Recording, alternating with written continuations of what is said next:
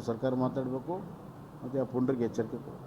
Sir, MS ಮುಖಂಡ ಶುಭಂ ಶೆಳಕೆ ಹೇಳ್ತಾನೆ, ಒಂದು ವಿಡಿಯೋ ರಿಲೀಸ್ ಮಾಡ್ತಾನೆ, ಆತನ ಪರವಾಗಿ ನಿಂತ ಕನ್ನಡ ಪರ ಹೋರಾಟಗಾರರು ನಾಲಾಯಕ್ ಅನ್ನುವಂಥ ಪದಗಳನ್ನು ಬಳಸ್ತಾರೆ. ಆತನ ಮೇಲೆ ಕೇಸ್ ಆಗಲ್ಲ, ಕನ್ನಡ ಪರ ಹೋರಾಟಗಾರರನ್ನ ಅರೆಸ್ಟ್ ಮಾಡುವಂಥ ಕೆಲಸ ಮಾಡ್ತಾರೆ. ಈ ರಾಜಕೀಯ ಲೆಕ್ಕಾಚಾರ ಯಾವಾಗ ಹೋಗುತ್ತೆ ಸರ್? ಈಗ ನೋಡಿ, ಹಿಂದೆ ಇಂಥ ನಮ್ಮ ಸರ್ಕಾರ ನಡೆದಾಗ ಒಂದು ಪ್ರಕರಣ ನಡೀತು.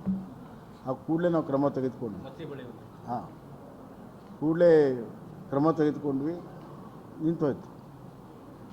ಇವತ್ತು ನಾನು ಹೇಳ್ತಿದ್ದೀನಿ, ಸರ್ಕಾರ ಬಿಗಿ ಕ್ರಮ ತೆಗೆದುಕೊಂಡ್ರೆ ಇಂಥ ಏನು ಜೊಳ್ಳೆ ಹೇಳಿಕೆ ಕೊಡುವಂಥ ಪೇಪರ್ ಟ್ಯಾಗರ್ಗಳಿಗೆ ಸರಿಯಾಗಿ ಮನೆ ಕಳಿಸ್ಬೋದು. ಕನ್ನಡಿಗರಿಗೆ ನಾಲಾಯಕ್ ಅನ್ನೋನು, ಕನ್ನಡ ನೆಲದಲ್ಲಿ ನೀರು ಮಣ್ಣು ಇದ್ದು ಅವನು ಇಲ್ಲಿ ಇರಬಾರ್ದು, ಅವನು ಗಡೀಪಾರು ಮಾಡು. ಹಾಂ ಹಾಂ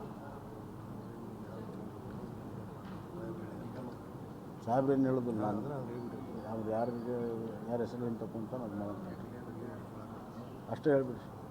ನಾನು ಆಗಲೇ ಹೇಳಿನ ಅದಕ್ಕೆ ಬದ್ಧರು.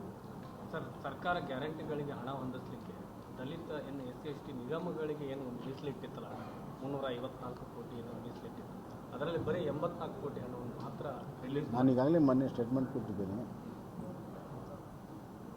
ಸಾಮಾಜಿಕ ನ್ಯಾಯ ಬಗ್ಗೆ ಭಾಳಷ್ಟು ಮಾತನಾಡುವಂಥ ಸರ್ಕಾರ ಸಾಮಾಜಿಕವಾಗಿ ಅನ್ಯಾಯ ಮಾಡ್ತಾಯಿದೆ SC/ST OBC ಜನಕ್ಕೆ. ಮೊದಲನೇದಾಗಿ SCP TSFL ಇದ್ದ ಹಣವನ್ನೇ ಅದರಿಂದ ಡೈವರ್ಟ್ ಮಾಡಿ ಗ್ಯಾರಂಟಿಗಳಿಗೆ ಬಳಕೆ ಮಾಡಿದ್ದಾರೆ. 25,000 ಕೋಟಿ ಈಗಾಗಲೇ 2 ವರ್ಷದಲ್ಲಿ ಹೋಗಿದೆ. ಈ ವರ್ಷ ಇನ್ನೊಂದು 15,000 ಕೋಟಿ ತೆಗೆದು 3 ವರ್ಷದಲ್ಲಿ 40,000 ಕೋಟಿ SC/ST ಜನಕ್ಕೆ ಅವರ ಅಭಿವೃದ್ಧಿಗೆ ಮೀಸಲಿಟ್ಟಿರುವಂಥದ್ದು, ಅವ್ರ ಕಾರ್ಯಕ್ರಮಕ್ಕೆ ಮೀಸಲಿಟ್ಟಿದ್ದು. ಅವ್ರ ಕೇರಿಗಳ ಅಭಿವೃದ್ಧಿ ಇರ್ಬೋದು, ಅವ್ರಿಗೆ ಹಣಕಾಸಿನ ನೆರವು ಕೊಡೋದು ಇರ್ಬೋದು, ಸ್ಕಾಲರ್ಶಿಪ್ ಇರ್ಬೋದು, ಜಮೀನು ಕೊಂಡ್ಕೊಳ್ಳೋದಿರ್ಬೋದು, ಗಂಗಾ ಕಲ್ಯಾಣ ಇರ್ಬೋದು, ಎಲ್ಲ ಯೋಜನೆ ಕಟ್ತಾಗಿದೆ. ಅಷ್ಟೇ ಅಲ್ಲ, ಸೋಷಲ್ ವೆಲ್ಫೇರ್ ಡಿಪಾರ್ಟ್ಮೆಂಟ್ನಲ್ಲಿ ಬರುವಂಥ ನಿಗಮಗಳೇನಿದ್ದಾವೆ, ನಿಗಮಕ್ಕೆ ಆ್ಯಸ್ ಇಟ್ ಈಸ್ ಹಣ ಕಡಿಮೆ ಇಟ್ಟಿದ್ದರು. ಈ ವರ್ಷ ಕಡಿಮೆ ಇಟ್ಟು ಹಣದಲ್ಲಿ ಬರೀ 25% ಮಾತ್ರ ರಿಲೀಸ್ ಮಾಡಿದ್ದಾರೆ. ಈಗಾಗಲೇ ಮಾರ್ಚ್ ತಿಂಗಳು ಬಂತು.